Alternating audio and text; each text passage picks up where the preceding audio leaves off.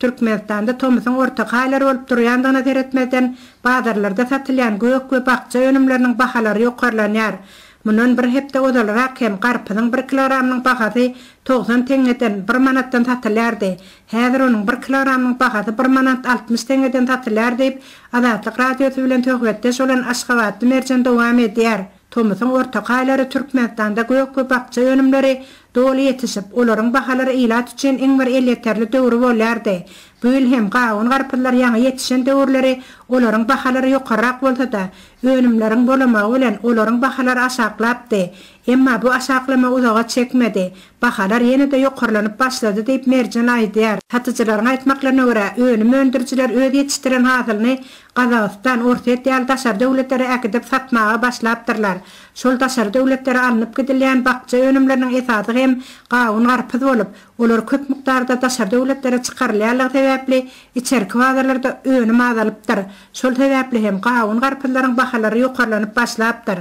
Özümizde önýän badamyň Bulgar urçunyň bahasy uzal ýokardy. Häzir bu önümleriň bahalary birnäme arzalap, olunda köp çagaly hojalyklar üçin hem elýeter boldy. Häzir badamyň 1 kilosy 2 manatdan, bulgaryň 1 kilosy 3 manatdan, pomidoryň 1 kilosy 3-4 manatdan satylýar.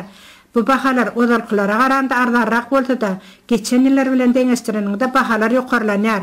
Ozalky ýyllarda badam 1 manatdan, bulgar 1 manat 50 teňeden, pomidor 1 manatdan satylýan wagtlar hem bolýardy diýip ýaşaýjylar aýdýarlar. Bu önümlerden badam, bulgar, pomidor ýaly önümler arzalasa-da, alma, şettali, garaly, wiśne ýaly meweleriň bahalary ýokary bolmagynda galýar. Çüleýiniň almasy dilip satyga çykarylýan almalaryň häzir 1 kilogramy 6-8 manat aralygynda, wiśnýanyň 1 kilogramy 15 manatdan, garalynyň görnüşlerine görä 1 kilogramy 5-10 manat aralygynda, yerli şettalynyň bahalary 1 kilogramy 10-12 manat aralygynda. Emma daşary ýurtlardan getirilýän şettalynyň 1 kilogramynyň bahasy Garaşdyldyň 15 ýyllyk töwda merkezinde 38 manatdan satylýar diýip ýaşaýjylar aýdýarlar. Aşgabatyň köçelerinde töwda merkezleriniň öňlerinde wagtlaryň töwda nokatlaryny gurnap, Türkmenistanda telekeçilere uly golda we üns berilýändigini tekrarlayan reklam görnüşli ýazgylary görse bolýar. Şol reklamalaryň aşagynda bolsa gawun, garpy, pomidor, soğan, badam, bulgar ýaly gök önümler satylýar. Şeýle töwdalary gurnap döwletiň telekeçiligi ötdirmäge uly ýardam berýändigi mahabatlandyrlar.